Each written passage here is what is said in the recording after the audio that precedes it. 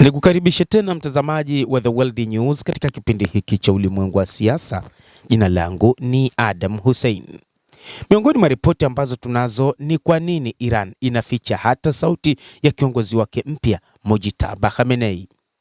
Kwa muda mrefu Mojtaba Khamenei tangu aingie madarakani hakuonekana hadharani wala kusikika sauti yake wala kuonekana video yoyote inayomuonyesha kiongozi huyo wa Jamhuri ya Kiislamu ya Iran.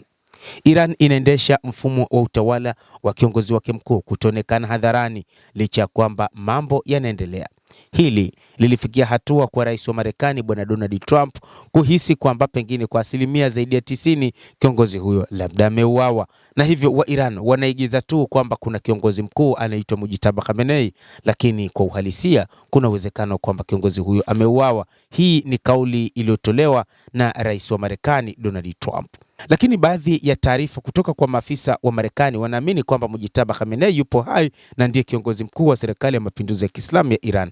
Kauli ambayo pia hata wa Iran wenyewe wanathibitisha hilo, na akiwemo rais wa Iran Masoud Pezeshkian alikiri alikutana na Mojtaba Khamenei na wamepanga mikakati mbalimbali ya namna ya kuiongoza nchi, hasa katika kipindi hiki cha vita kati ya Marekani na Jamhuri ya Kiislamu ya Iran. Gazeti la Hamshahar linalomilikiwa na manispaa ya Tehran limesema sababu ya kutotolewa kwa sauti ya Mojtaba Khamenei ama kutoonekana hadharani kwa kiongozi huyo mpya wa Jamhuri ya Kiislamu ya Iran ni hofu ya uwezekano wa kufuatiliwa na huduma za kijasusi kupitia teknolojia ya kisasa.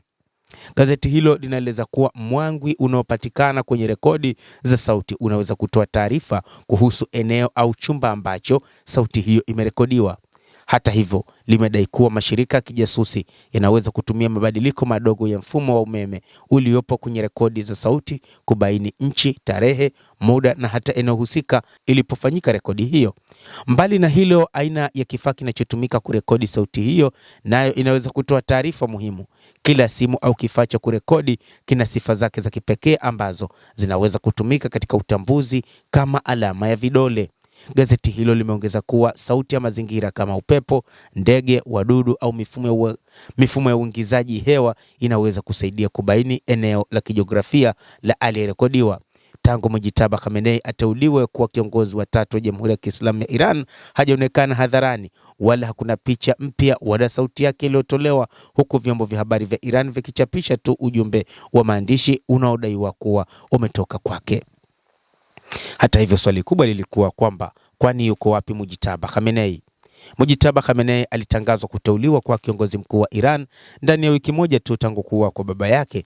Bado hajaonekana hadharani. Hakukosa tu kuhudhuria mazishi ya baba yake Ayatollah Al-Khamenei, bali pia hakutoa hata ujumbe wowote, jambo linalozua maswali kuhusu mipango yake kwa Iran wakati ambapo nchi hiyo inakabiliwa na misukosuko. Maafisa wa ngazi ya juu wanasema kuwa Mojtaba Khamenei anasemekana kuingia madarakani kwa msaada wa jeshi la Iran IRGC.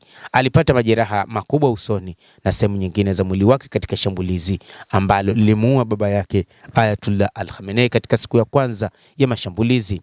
Kwa mujibu wa vyanzo mbalimbali, ingawa kiongozi huyo mpya bado anafanya kazi na anafanya maamuzi muhimu, hali yake ya afya bado haijamruhusu kujitokeza hadharani.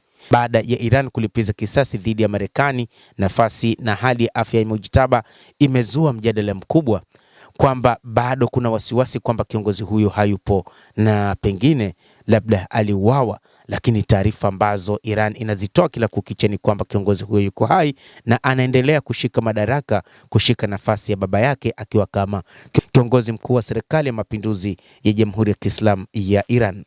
Endelea kutufuatilia mtazamaji, lakini ni kusihi usisahau kulike, usisahau kucomment, kadhalika usisahau kusubscribe channel yetu hii ili upate habari hizi kwa mapana kupitia The World News.